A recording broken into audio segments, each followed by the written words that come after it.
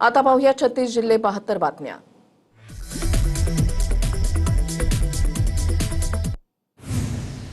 विधान परिषदेच्या 3 जागांवरील बंडखोरी मिटवण्यात महायुतीला यश। बंडखोरांनी अर्ज मागे घ्यावा, रवींद्र चव्हाणांच्या सूचना। तर सर्व जागांवर महायुतीच्या विजयाचा विश्वास व्यक्त।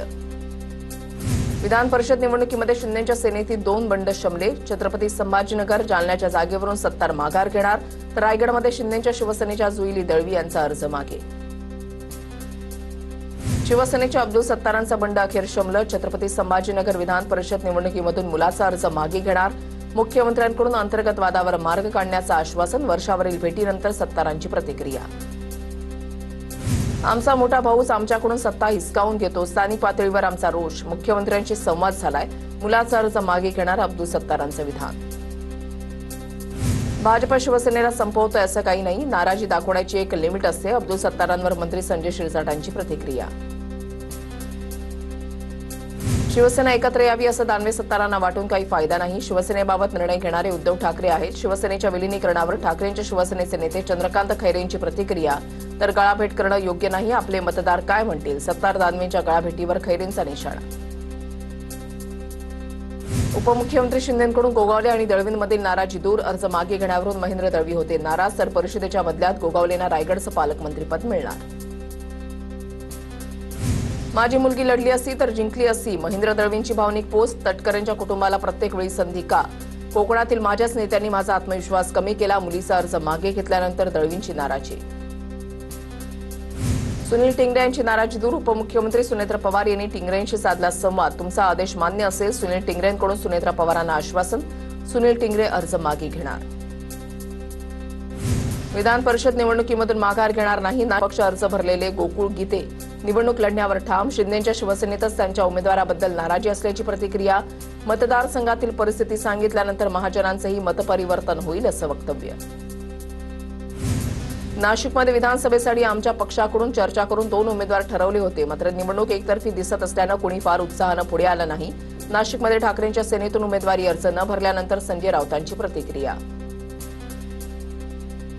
राष्ट्रवादीचे पुणे शहर कार्याध्यक्ष रामदास गाडेंचा राजीनामा मागे। नाराजी दूर झाल्यानंतर गाडेंचा राजीनामा मागे घेण्याचा निर्णय। भावनेच्या भरात राजीनामा दिला होता, रामदास गाडेंची प्रतिक्रिया।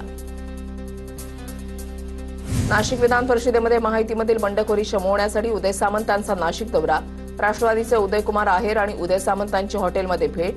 नाशकात भाजपसह राष्ट्रवादीच्या 2 उमेदवारांकडून अपक्ष अर्ज दाखल।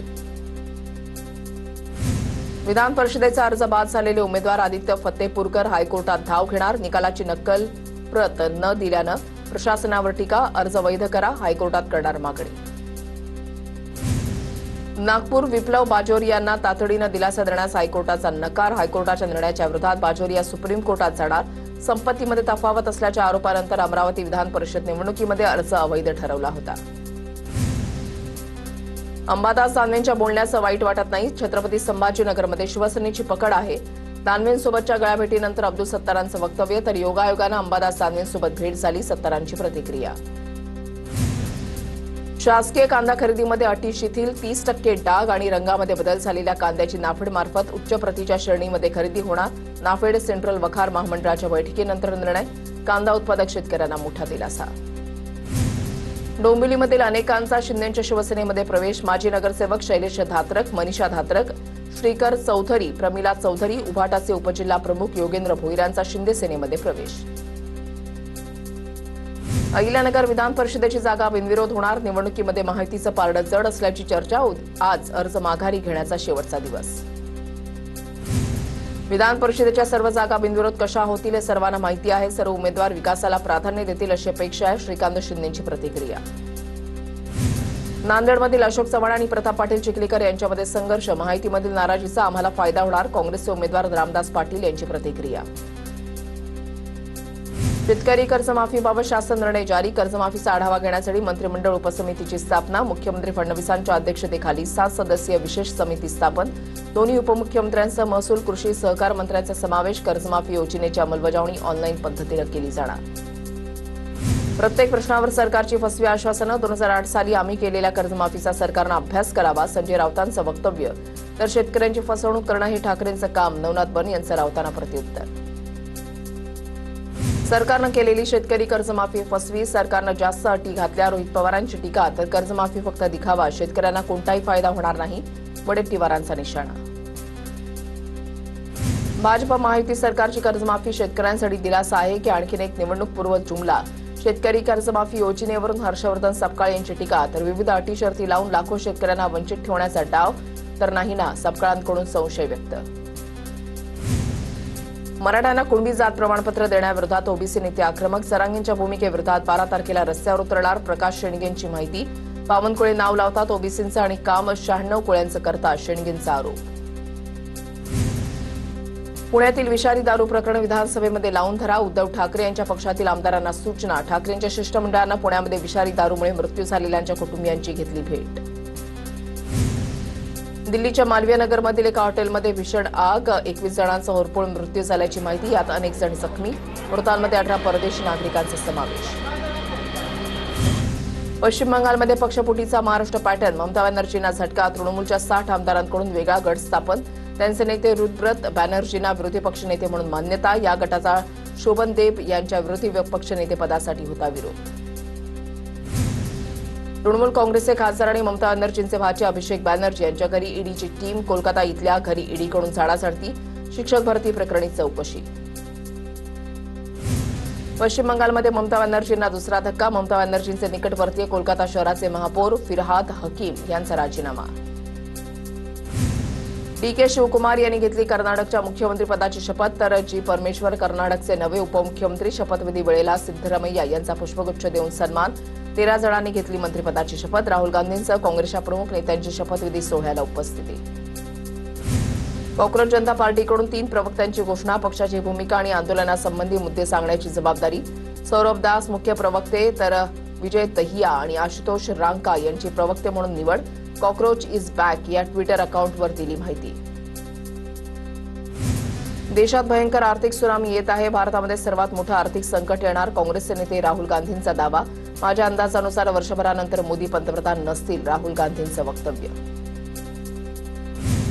पिंकी माळी, विदीप जाधवांच्या कुटुंबियांना विमा देण्यास व्हीएसआरची टाळाटाळ, रोहित पवारांचं वक्तव्य. मुख्यमंत्री सहायता निधीमधून मदत जाहीर होऊन सुद्धा अद्याप वितरण नाही, अजितदादांसारखं किमान या कुटुंबांना तरी वाऱ्यावर सोडू नका, रोहित पवारांची मागणी.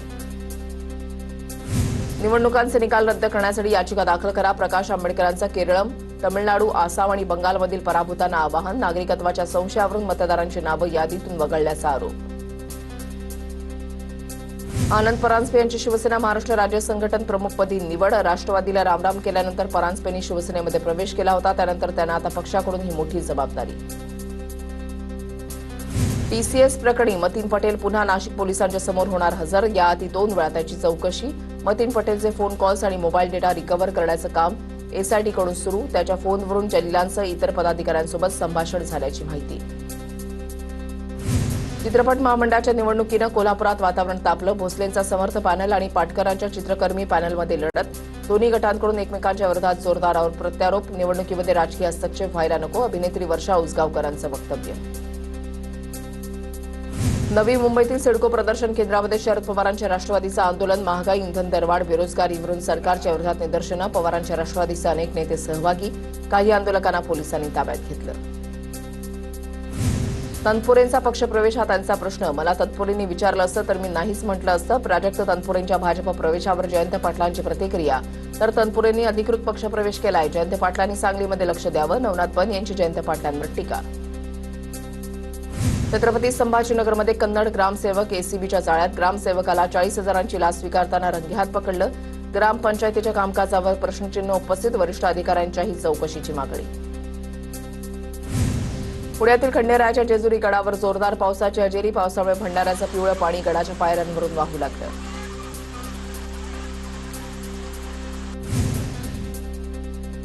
नाशिकच्या त्र्यंबकेश्वरमधील आंबोली बोंबिल टेक परिसरात जोरदार पाऊस. मुसळधार पावसानं आदिवासी कुटुंबाच्या घराचे पत्रे उडाले. पत्रे उडाल्यानं संसार उघड्यावर, सुदैवानं जीवितहानी नाही.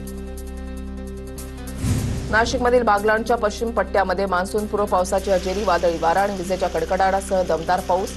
पावसामुळे शेतकरी वर्गात आनंदाचं वातावरण. नंदुरबारच्या धडगाव आणि अक्कलकुवा तालुक्यात जोरदार पावसाची हजेरी. सातपुड्याच्या दुर्गम भागातील अनेक नदी नाले प्रवाहित. खरीप हंगामाच्या तयारीला वेग. वर्ध्याच्या समुद्रपूर तालुक्यामध्ये डिझेलनं भरलेला टँकर उलटला. तरोडा ते बोधुडा दरम्यान टायर फुटल्यानं टँकर उलटल्याची माहिती.